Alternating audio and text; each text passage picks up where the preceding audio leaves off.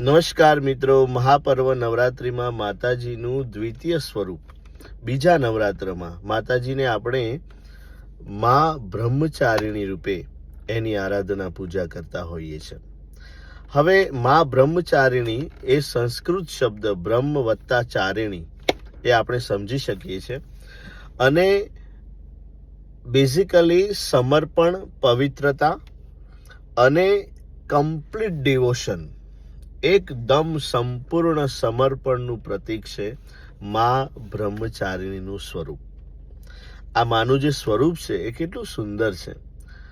simple સફેદ સાડીમાં, એકદમ સાદી સફેદ સાડીમાં એક હાથમાં માના જપમાળા છે અને બીજા હાથમાં કમંડળ છે, અને કમંડળ અને જપમાળામાં આપણને દર્શન આપતા મા